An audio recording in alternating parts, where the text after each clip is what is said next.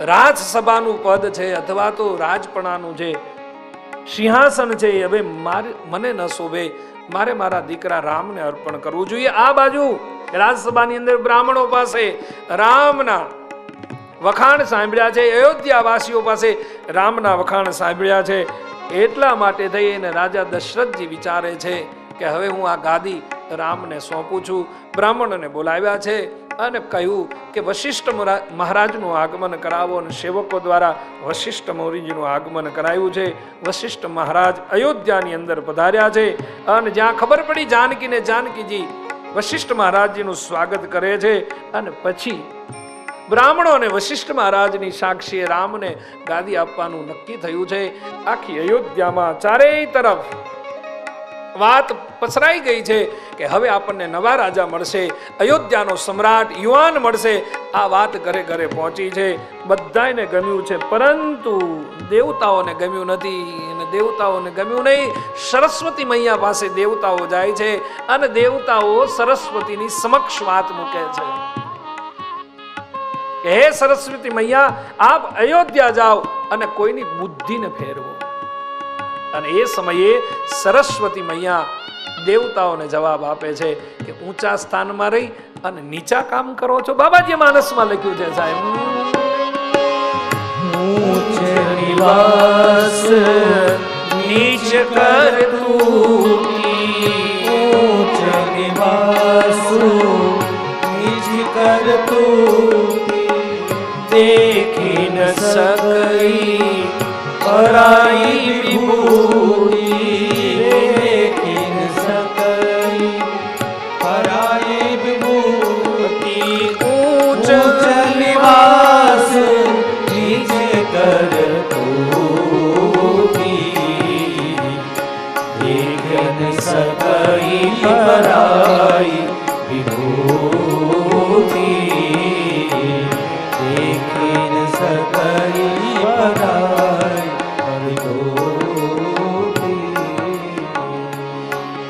દેવતાઓએ માં સરસ્વતીને પ્રાર્થના કરી છે. કહ્યું કે જાઓ અયોધ્યામાં જઈ અને રામ ગાદીએ ન બેસે એ કાર્ય કરો. કારણ કે રામ ગાદી માટે નથી, રામ તો પવિત્રાણાય સાધુનામ વિનાશાય ચ દુષ્કૃતમ ધર્મ સંસ્થાપનાથાય સંભવામી યુગે યુગે, એ અર્થથી આવ્યા છે. અધર્મની જગ્યાએ ધર્મની સ્થાપના કરવા માટે ભગવાન રામ પૃથ્વી પર પધાર્યા છે. સજ્જનોની પીડાને દૂર કરવા માટે રામ પધાર્યા છે. માટે આપ જાઓ. ગાય રક્ષા માટે પધાર્યા છે, પૃથ્વીની વસુંધરાની રક્ષા માટે પધાર્યા છે, અસુરોને હણવા માટે રામ પધાર્યા છે. માટે રામ સિંહાસન ઉપર નહીં, રામને વનની યાત્રા થાય એના માટે આપ કંઈક કામ કરો. અને પછી દેવતાઓએ સ્તુતિ કરી છે મા સરસ્વતીની, અને સરસ્વતીજી તૈયાર થયા છે અને અયોધ્યાની ઉપર આમ પરિભ્રમણ કરવા લાગ્યા છે. પણ હવે કોની બુદ્ધિમાં પ્રવેશ કરવો? કારણ કે જે બુદ્ધિમાં પ્રવેશ કરવા જાય ત્યાં રામ સ્વયં બિરાજમાન છે. અયોધ્યાવાસીની બુદ્ધિમાં માં સરસ્વતી પ્રવેશ કરી શકતા નથી. એટલે આખો દિવસ ફરીને પાછા સાંજના સમયે દેવતાઓ પાસે આવીને કહ્યું કે આ કામ મારાથી નહીં થાય.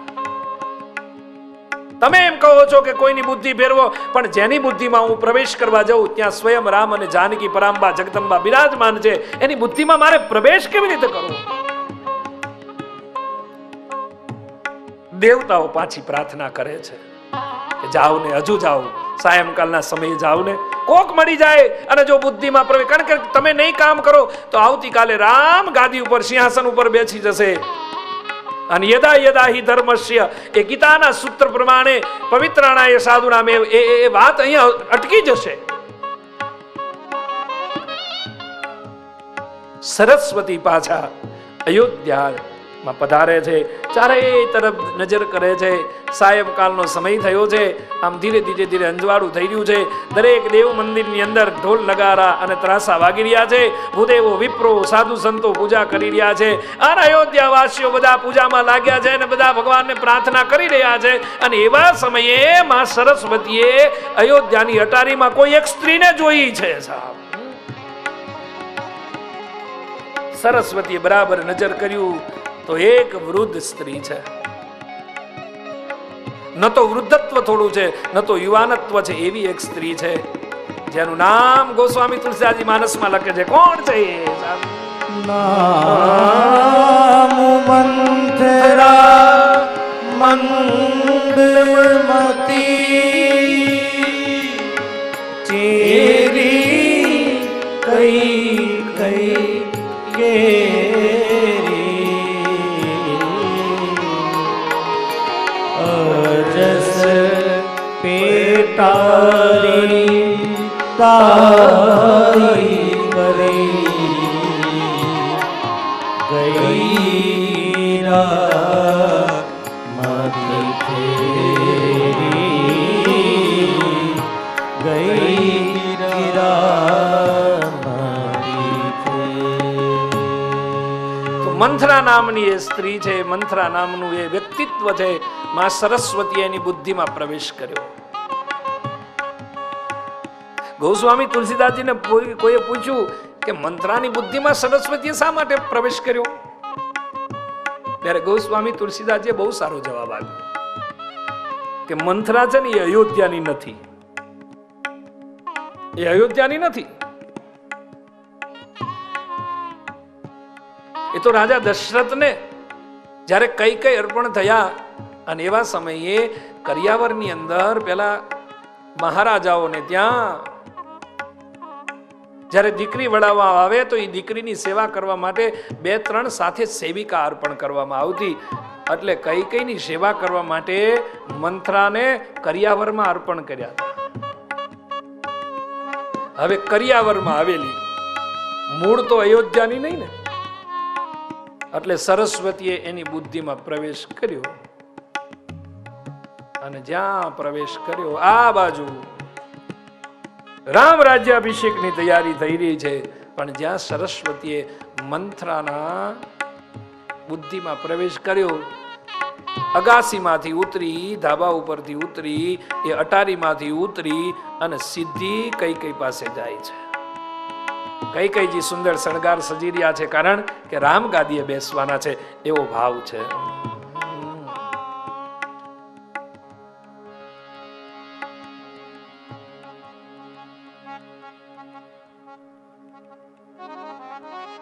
કઈ કઈની સામે જઈ અને સામે ઊભી રહી જાય છે, કઈ બોલતી નથી, ચૂપચાપ ઊભી રહે છે. એટલે કઈ કઈએ પૂછ્યું કે મંથરા ક્યાં હુઆ? કઈ બોલી નથી, એક શબ્દ બોલી નહીં. બીજી વાર કઈ કઈએ પૂછ્યું મંથરા શું થયું?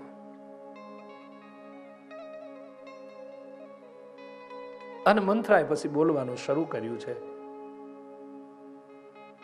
કે એક વાત કરો, હું તમારી શું ને, હા તું મારી સાથે છું, તો હું તમને જે કહું તમને સાચું તો લાગશે ને? તમને દુઃખ તો નહીં લાગે ને? ખોટું તો નહીં લાગે ને? એટલે વાત શું છે એ વાત કર ને. કહે કે મેં સાંભળ્યું છે કે આવતીકાલે સવારમાં કૌશલ્યા પુત્ર રામ અયોધ્યાના રાજા બનવાના છે, એવું મેં સાંભળ્યું. કે કઈ કઈ કીધું કે હા એમાં શું વાત છે, કઈ ખોટું નથી, પણ મારે તમને એક વાત કરવી છે. શું? અને યાદ રાખજો, જિંદગીમાં બરાબર યાદ રાખજો, સુધરવા માટે વર્ષો જોઈએ, બગાડવા માટે એક ક્ષણ જ જોઈએ છે સાહેબ. સારા પુરુષમાં સંગમાં રહો તો સમય લાગે સુધરતા માટે, પણ ખોટાના સંગમાં આવો તો 1 મિનિટમાં તમારી બુદ્ધિને ફેરવી નાખશે સાહેબ. આમ તો શાસ્ત્રી બાપા અમારે આ કથાકારો કથા કરે એટલે એમ કે રામાયણના બધા પાત્રો ધામમાં ગયા, મંથરા ગઈ નહીં. એને મૃત્યુ બતાવ્યું જ નથી, રામાયણમાં મરી જ નથી. હવે ગઈ ક્યાં એ તમારે ઘરે જઈને નક્કી કરવાનું છે. ક્યાં ગઈ મારો રામ? ગામડે ગામડે 2-4 હોય તમે જો, સોસાયટીએ અને ગલીએ તમે જો બેઠી જ હોય સાહેબ. કઈ કઈને મંથરા સંકેત કરે છે કે મેં સાંભળ્યું છે કૌશલ્યાના મુખથી સાંભળ્યું છે, મંથરા ખોટું બોલી છે કે મારો રામ ગાદીએ બેસશે પછી હું રાજાની માં કહેવાઈશ અને કઈ કઈને હું જેલમાં પૂરી દઈશ, ભરતને અયોધ્યામાંથી વિદાય આપી દઈશ. આટલું જ્યાં કઈ કઈ ની સમક્ષ મંથરા બોલી ને ત્યાં તો કઈ કઈ ઊભા થઈ ગયા છે મંથરાને મારવા માટે કે તું શું બોલે છે, તને ખબર છે મને ભરત કરતા પણ રામ વધારે પ્રિય છે. અને પછી તો મંથરા કહેવા લાગી છે કે તમારે માનવું હોય તો માનવો, પણ અયોધ્યામાં આવી વાતો થાય છે કે કાલ કૌશલ્યાના પુત્ર રામ રાજા બનશે ને પછી આ અયોધ્યાનું શાસન કૌશલ્યા ચલાવશે, તમારું ત્યાં કંઈ ચાલશે નહીં. એટલે ધીરે ધીરે કઈ કઈ મંથરાની વાતમાં આવ્યા છે અને પછી મંથરાને બધું પૂછવા લાગ્યા. છેલ્લે મંથરાની વાતમાં કઈ કઈ આવી ગયા છે અને કઈ કઈ ધીરે કરીને પૂછ્યું તો મંથરા મારે શું કરવું જોઈએ? તો કે તમારી પાસે સરળ રસ્તો છે. શું રસ્તો છે મારી બતાવો મને. કહે તમારે રાજા પાસે 2 વચન માગવાના છે. તમારા લેણા પડ્યા છે ને વર્ષોથી, તમને રાજાએ એક વચન આપ્યું હતું કે કઈ કઈ તને હું 2 વચન આપીશ, હવે સમય પાકી ગયો છે, તમે 2 વચન માગી લો. તો કે શું માગું રાજા પાસે? કહે માગો ને કે રામની જગ્યાએ ભરતને ગાદી અને રામનો 14 વર્ષનો વનવાસ, આવા 2 વરદાન માગી લો. કઈ કઈની બુદ્ધિ ફરી છે અને પછી તો કપ ભુવનની અંદર કોપ ભુવનની અંદર જઈ અને કઈ કઈ પડ્યા છે. અને આ બાજુ રાત્રિનો સમય થયો.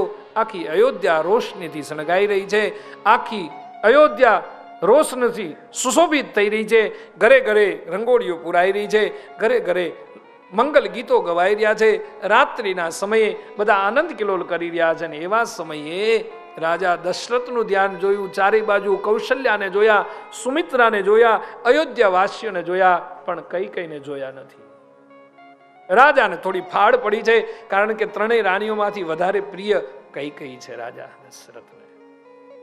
થોડા દેખાવડા છે કઈ કઈ માનસમાં, અને વાલ્મીકી રામાયણમાં પણ વર્ણન છે કે માં કૌશલ્યા અને સુમિત્રા કરતા કઈ કઈ દેખાવડા છે, સુંદર છે.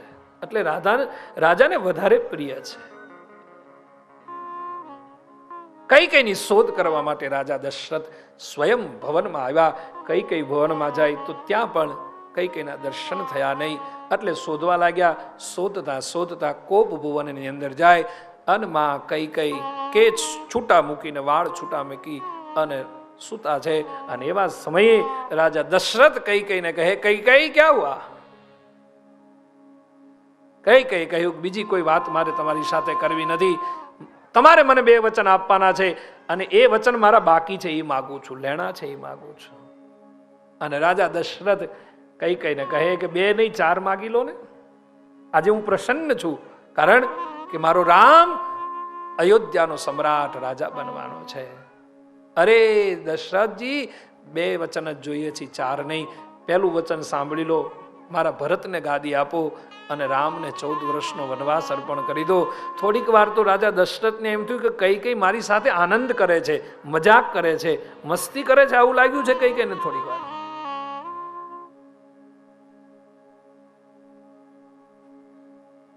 ફરી રાજા દશરથ કઈ કઈને કહે છે કે કઈ કઈ જે માગું એ માગી લો, હું તમને વચન આપવા માટે તૈયાર છું. ફરી નહીં જતા. તમે મારી વાતને થોડી ગંભીરતાથી લેજો. અને પછી કઈ કઈની એ મુખની મુદ્રા જોઈ અને મુખની આકૃતિ જોઈ રાજા દશરથને ખબર પડી છે કે કઈ કઈ કંઈક કહેવા માંગે છે. કઈ કઈ માગી લો તમારા 2 વચન. અને પછી જ્યાં 2 વચનની માગણી કરવાની થાય છે ત્યારે કહે છે કે તમે ફરી નહીં જતા. અરે હું રઘુકુળનું સંતાન છું, હું ફરું નહીં, કારણ કે હું સૂર્યવંશમાં જન્મ્યો છું. ગોસ્વામી તુલસીદાસજી મહારાજ લખે છે રાજા દશરથને કઈ કઈને શું કહે છે. રાજા દશરથ કોને કહેવાય ક્ષત્રિય કુળ, કોને કહેવાય સૂર્યવંશ, એનો પરિચય રાજા દશરથ કઈ કઈની સમક્ષ રજૂ કરે છે. રઘુકુલ સદા ચલી આઈ, રઘુકુલ સદા ચલી આઈ, પ્રાણ જાઉં બચન જારી, પ્રાણ જાય બચન જારી, નૈયા સત્ય સમ પાતક દૂજા, નૈયા સત્ય સમ પાતક દૂજા, ગિરિ સમ હોઈ કી કોટિક ગુંજા, ગિરિ સમ હોઈ કોટિક પૂજા. રાજા દશરથ કઈ કઈને વચન આપે છે કે હું નહીં ફરી જઉં, કારણ કે હું રઘુકુળનું સંતાન છું. મારા રક્તની અંદર સૂર્યવંશનું એક બીજ રોપાઈ ચૂક્યું છે. આપને જે માગવું એ માગી લો. અને પછી તો ભરતની માટે ગાદી માગી છે. રાજા દશરથ થોડા પ્રસન્ન થયા કે રામની જગ્યાએ ભરત આવે, મારે તો દીકરો જ છે ને, નાનો કે મોટો દીકરો ગાદીએ બેસે એ જ વાત છે ને.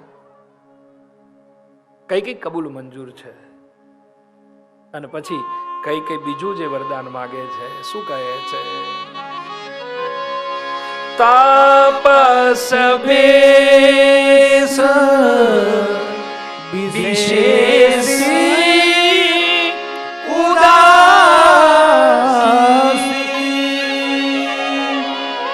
તાપસ ભેષ વિશેષી ઉદાસી.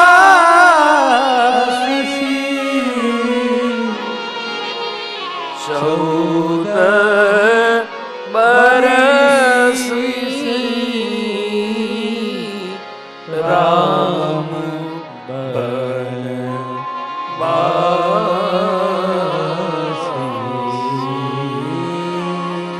14 બરિસ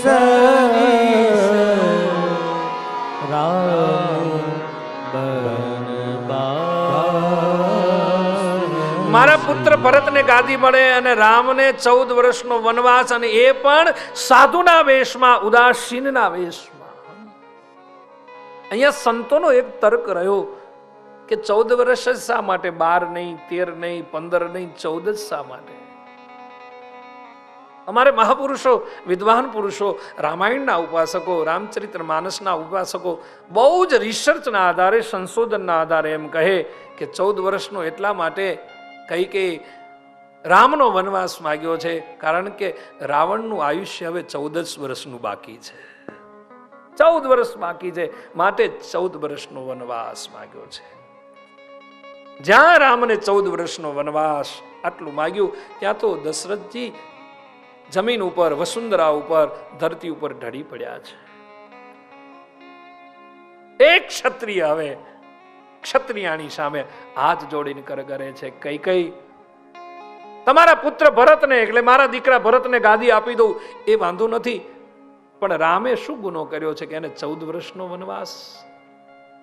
કદાચ મારો પુત્ર છે, મારા કાજ માટે, મારા વચન માટે 14 વર્ષનો વનવાસ એ જશે, પણ કૌશલ્યા મને પૂછશે તો હું એને શું જવાબ આપીશ? તમારી કઈ પ્રતિજ્ઞા અથવા તો તમારા વચનમાં કઈક પરિવર્તન કરો ને. કઈ માનવા તૈયાર નથી. અને પછી તો રાજા દશરથ એને રાત્રિના સમય મનાવે છે, ખૂબ મનાવે છે. સંવાદ ચાલે છે કઈ ભુવનની અંદર, કોપ ભુવનની અંદર, પરંતુ કઈ માનવા તૈયાર નથી. મંથરા બાજુમાં ઊભી છે, એ બધું આ જોયા કરે છે દ્રશ્ય, બધા જ સંવાદો સાંભળ્યા કરે છે. અંતે રાજા દશરથ કહે છે, આપણી દેશી ગ્રામ્ય શૈલીમાં, લોક ભાષામાં આપણા સંતોએ લખ્યું છે કે દશરથ કેવી રીતે કરગરે છે. એક રાજા, એક સમ્રાટ કઈની પાસે હાથ જોડીને કહે છે કે હે કઈ માની જાઓ, હજુ પ્રાતકાળનો સમય નથી થયો. અને આપણા મહાપુરુષોએ ગ્રામ્ય શૈલીમાં, આપણી ગુજરાતી ભાષામાં, લોક પ્રાદેશિક ભાષામાં સુંદર એક ભજન લખ્યું છે. કહે તો અયોધ્યા બીજી આભેથી ઉતારી દઉં. કહે તો અયોધ્યા બીજી આભેથી ઉતારી દઉં. કહે તો ભિખારી થઈને ભીખ માંગું રે, વનનો દે મારા રામને દે. કહે તો ભિખારી થઈને ભીખ માંગું રે, વનનો દે મારા રામને દે. સાર